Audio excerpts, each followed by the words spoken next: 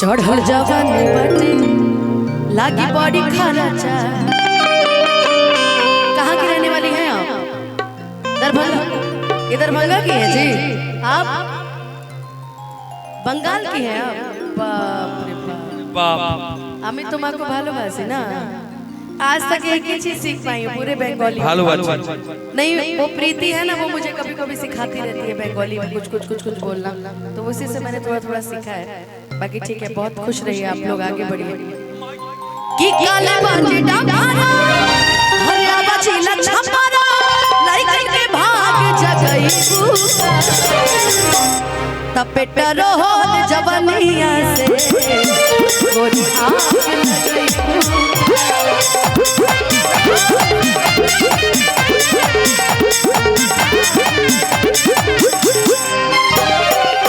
ऐसा है, धीरे धीरे डांस करेंगे तो मैं नीचे आ जाऊंगी। धीरे धीरे चढ़ल जवानी बाटे लागे बड़ी खर्चा। ये बोले बाबू लागे बड़ी खर्चा। काले बाजे डामारा आवाज़ लछमारा लाइक के भाग जगई तपेटा रोहन जवानिया से गोरी आग लगई।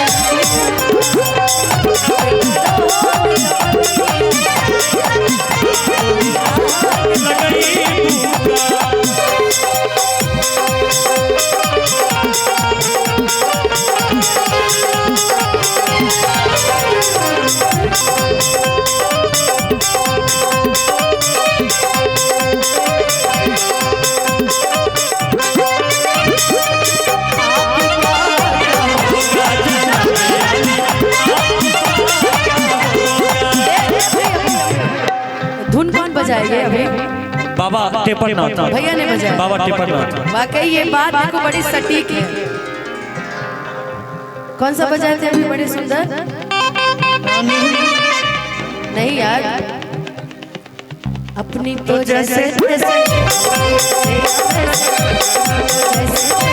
थोड़ी ऐसे या वैसे कट जाएगी, अपनी जैसे तैसे ऐसे वैसे जो भी हो कट जाएगी।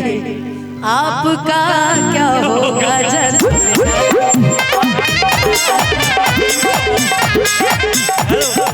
किनके लिए बोल रहे हैं? ये पब्लिक है, ये सब जानती है। अपने आगे ना पीछे ना कोई ऊपर नीचे, रोने वाला तो कोई था भी नहीं। आ जाएगा बहुत जल्दी। ना कोई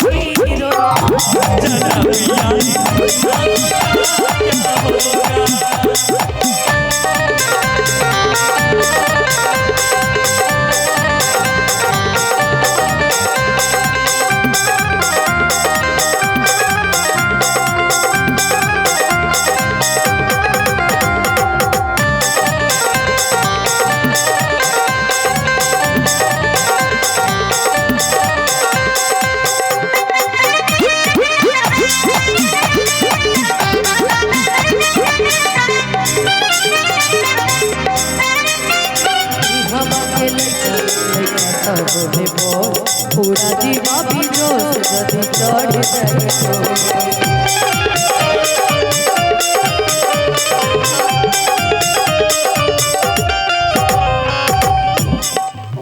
ई जवानी के कहानी बड़ी यार बाटे हो। ई तू ना आइब त ढेरे खरीदार बाटे हो। कि होई ना हिला हरे फाटी नाही कपड़ा पातर कमरिया हिलई तपेटा रोहन जवानिया गोरी आग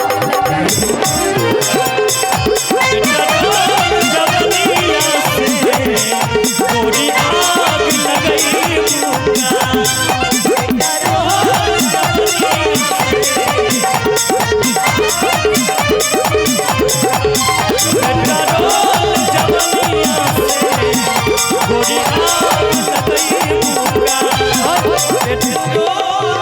और इस गाने को लिखने वाला प्रणव बिहारी मेरे बीच में है और बहुत सुंदर लिखता है। और इसी ने वो भी लिखा इस बार का तुरमा तारी जिंदाबाद। तो खूब सारा आशीर्वाद, पूरी पब्लिक है और कैमरे लगे हुए हैं। माता रानी करे खूब आगे बढ़ो कि प्रणव बिहारी आकाश खेसारी नर नर नर नर नर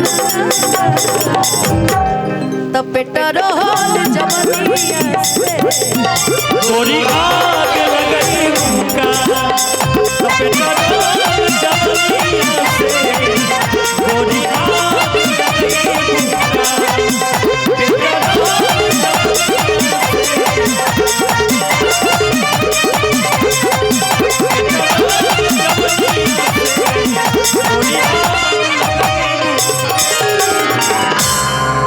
तो बेटा रोल जवनिया से गोरी आग लगे मुका। कुछ पेशे खिदमत में पेश कर दीजिए, कुछ पेशे खिदमत में।